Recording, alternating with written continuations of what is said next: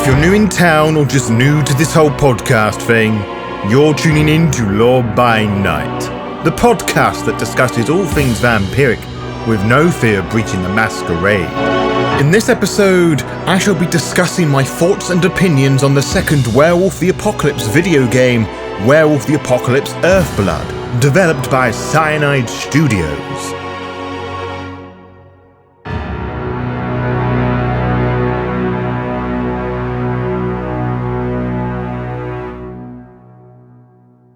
About a year ago, at the time of recording, I was given a copy of the then brand new Werewolf the Apocalypse video game, Heart of the Forest, the first video game using material from Werewolf the Apocalypse, arguably the most popular tabletop role-playing game within the World of Darkness universe after Vampire the Masquerade.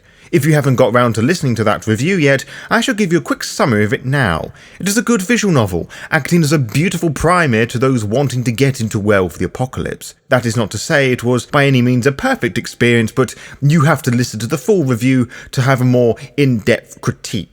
Fast forward 1 year, well, the world is not as a shit heap as it once was in 2020, and I was once again given a new World of Darkness video game to play by a different European game company. The studio being the French-based Cyanide Studios, and the game being Werewolf the Apocalypse Earthblood. I was excited for the game, as the trailer showed great promise to a cinematic action game, pleasing those who wanted more fighting from Heart of the Forest. Remember at this point, for I will address it later on. I'll be honest, I never intended on playing it on launch day, partly because every content creator and their fucking nan had the same idea, and my little presence would not have been seen, and I generally don't pre-order games, unless it is a Pokemon game or the remake of Catherine. I wait for a bit. However, the afternoon before the game was released, I was given a copy of the game for PlayStation 4 by the team and felt somewhat compelled to stream the game. Not by their demand, mind you, purely by my own stresses. I slowly went through it, live streaming the game on the Law by Night YouTube channel, which you should definitely check out if you want some good giggles. Throughout that playthrough, I presented my knee-jerk reactions to the game as I played, as I did with my live streams of the Vampire the Masquerade visual novels, Coteries and Shadows of New York.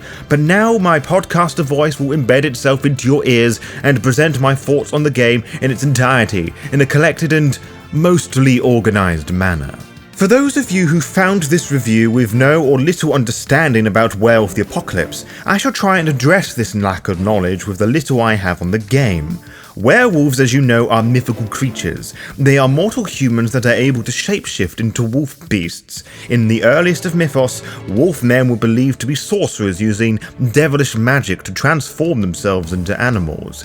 This legend would evolve into the modern myth, where it is more of a disease, which is called lycanthropy, that is spread via werewolf bites. Upon a full moon, the transformation occurs, and the only way to kill a werewolf is to use a silver bullet or blade. Werewolf the Apocalypse, however, disregards a lot of this. Werewolf the Apocalypse is a tabletop role-playing game that was first released in 1992 by White Wolf Publishing, a year after Vampire the Masquerade. The player becomes a Garou, commonly referred to as a werewolf, whose transmutations are not dictated by the phases of the moon. The game takes place in a fictional version of our Earth, a secret world where werewolves, vampires, and other legendary creatures secretly live besides humans, a world that is a dark reflection of our world filled with corruption, a world of darkness, if you would. Werewolves hate vampires, for they are said to be filled with an undeemable taint called the Worm, and therefore must be destroyed. That said, there is no mentioning of vampires in this game, which I personally believe is a fantastic narrative decision. Werewolves in the World of Darkness fight a two-front war, one against spiritual desolation of urban civilization, and one against supernatural forces of corruption that seek to bring about the apocalypse, both of which are central themes of this video game.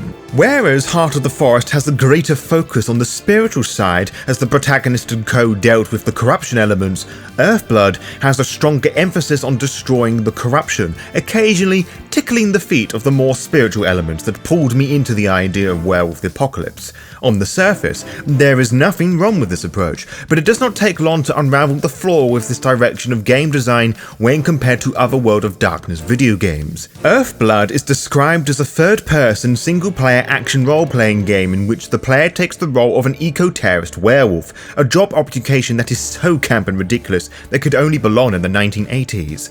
The main protagonist, Cahal, also carries this gruff dad biker look that adds to this overall vibe. It is a shame that everyone in the game takes themselves far too seriously, because it means I have to be just as serious with my critique. You play as Cahal, the aforementioned eco-terrorist werewolf, belonging to the familial Fianna tribe of Irish werewolves.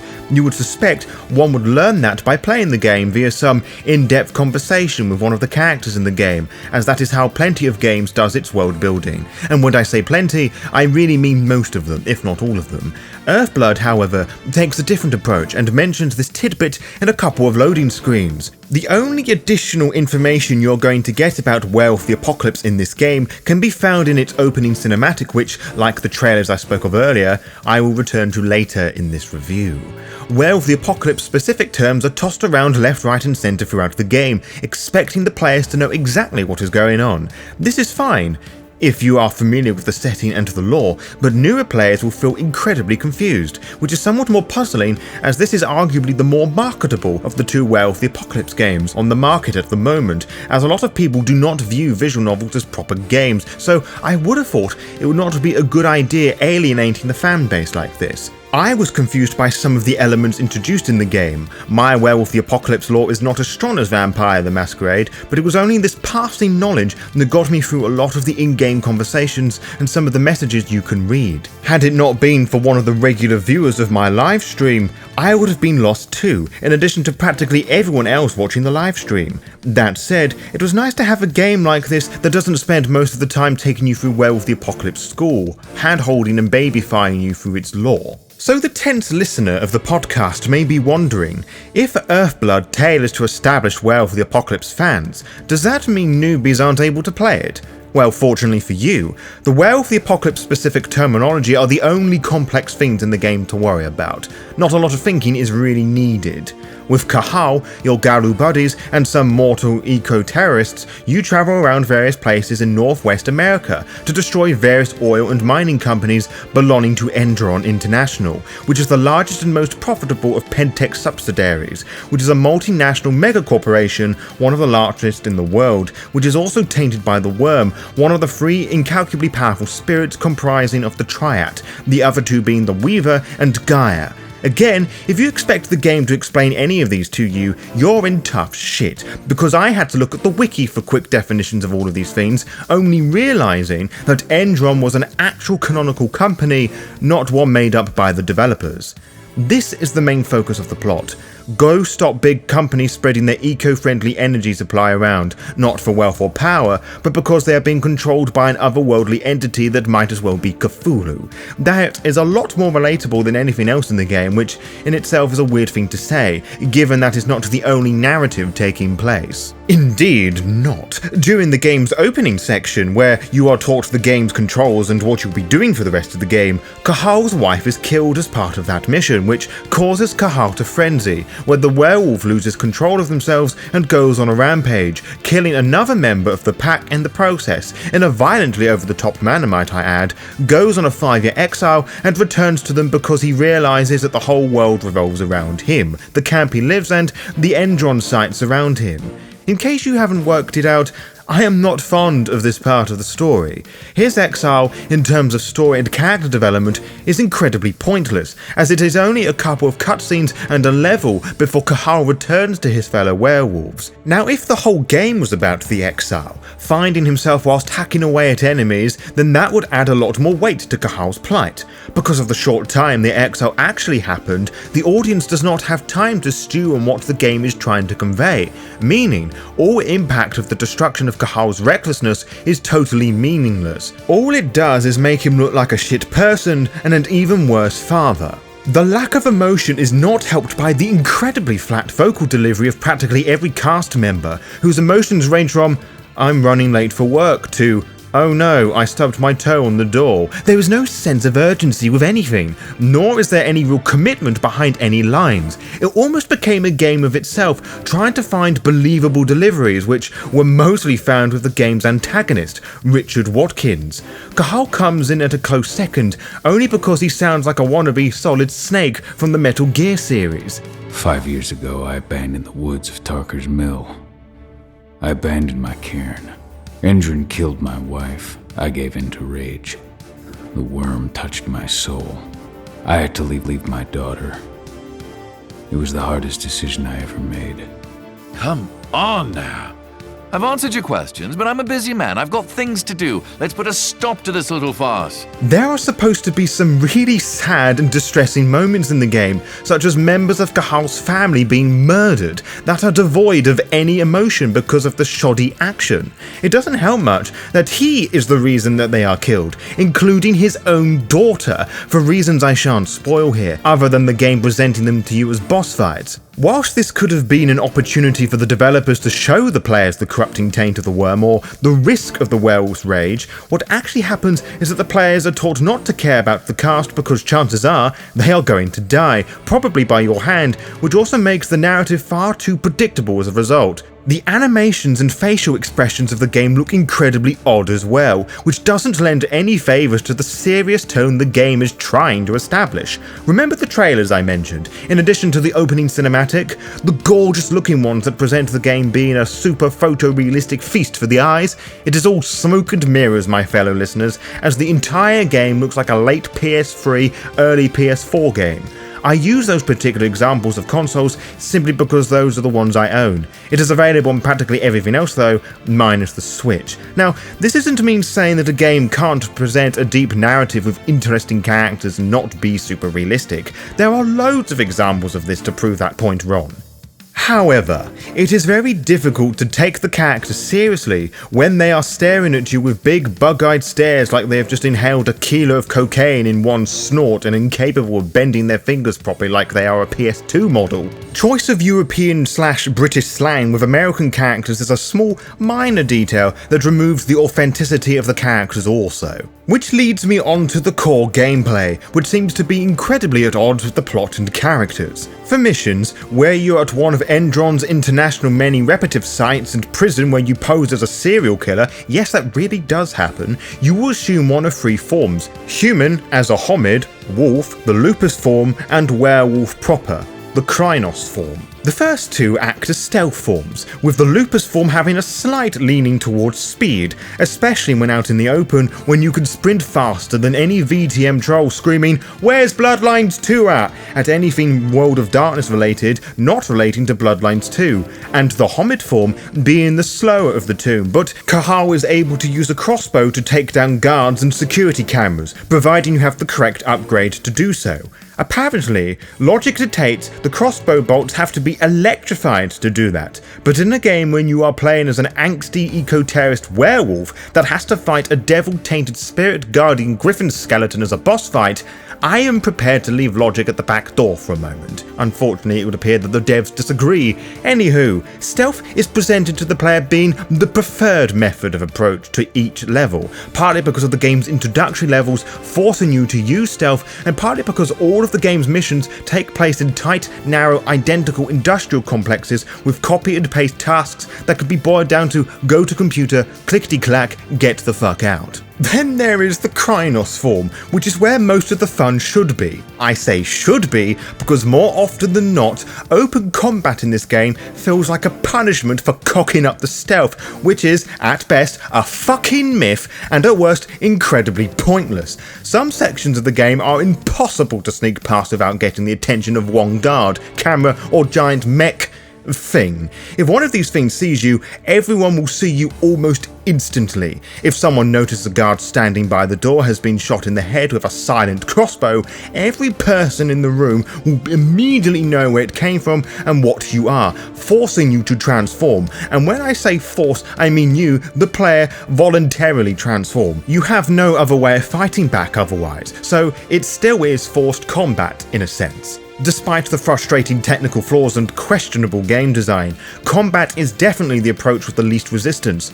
But as enjoyable as it is seeing the carnage you create painting Endron with 50 shades of red and the total brutal executions one can perform, it all does feel terribly rough by today's standards. Reviewers of 2008 would have probably fainted and made a messy stain over the carpets calling it revolutionary, the game, not the mess on the floor, pretending that they aren't the same breed of reviewers that threw a hissy fit over the use of the analog sticks for movement and camera control. The combat can be summarised to spam light attack, remember there's a heavy attack button, and pray you don't fall off the edge of the oil rig section on the last level, when every other fucking level prior putting up invisible walls to prevent you from restarting a shitty stealth section that almost immediately becomes a 5-minute fight as you fly around the map with tracking worse than the AI. On that note, the snappy AI tracking of the boss fights is ridiculously bullshit, as is the broken camera that often made me think I clipped through the arena during each fight. There are small snippets of the game where it presents conversational pieces with branching paths, implying there are consequences to your actions, choosing peace over violence and optional side quests as if it is trying to emulate an immersive sim, but it all feels a little shallow. Yes, there are some changes in dialogue depending on certain responses, but only in the section of the game said optional extras are presented. The biggest effect they have on the game is the additional amount of experience points you can get to spend on abilities for your version of Kahal, like it has suddenly become an RPG.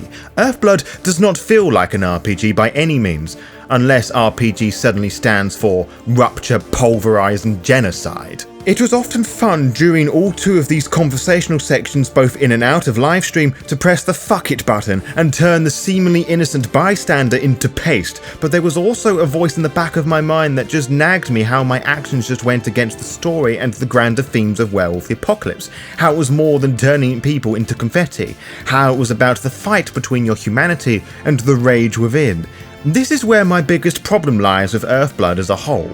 Going into frenzy is what essentially ruins Kahal's life, in addition to his wife, his brother-in-law, and his fucking daughter, as it becomes an overpowered game mechanic that can become even stronger with additional upgrades, rather than a topic and theme that could have been incredibly engaging as a story arc, that could have led to an interesting alternative ending if you overused it. The two endings we did get was an insulting, predictable good and bad ending that was essentially the same awful sequel baiting that felt like a slap in the face of a wet towel. Werewolf the Apocalypse Earthblood is a game that feels very at odds with itself, almost as if the people who worked on the gameplay were on a different continent to the people who wrote the story, and their main form of communication was Native American smoke signals. The implied stealth priority is awful, the combat is a fun, bloody endeavour despite being somewhat janky, whilst the rest of the game just falls a little bit flat. Even the soundtrack, composed by Henry Pierre Pellegrin,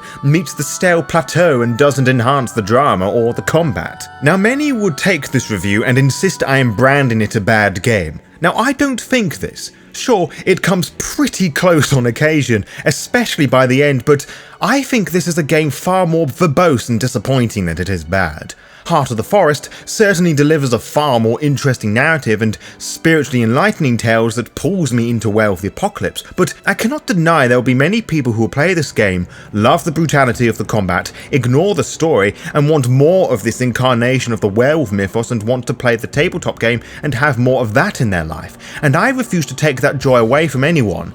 After all, Vampire the Masquerade Bloodlines got me into VTM, and that game ruined Troika Games. In short, if you want to experience a good Werewolf the Apocalypse experience, play both of these games, Heart of the Forest and Werewolf the Apocalypse Earthblood. And for those of you who are new to the Law by Night brand and the reviews I occasionally do, I do not do out of 10 scores because they are subjectively pointless. One person's 10 out of 10 is another's 3 out of 5 stars, which is another's minus 42 out of 100. So I shall rate this game Tank Girl out of 10, as that is just as helpful as a proper out of 10 score. To be kept updated, follow the Law by Night VTM Twitter and Instagram pages to find out when we will upload each episode. You can also find out by subscribing to the YouTube channel and clicking on the little bell, as you'll be immediately notified when the latest episode is live. Until next time, farewell.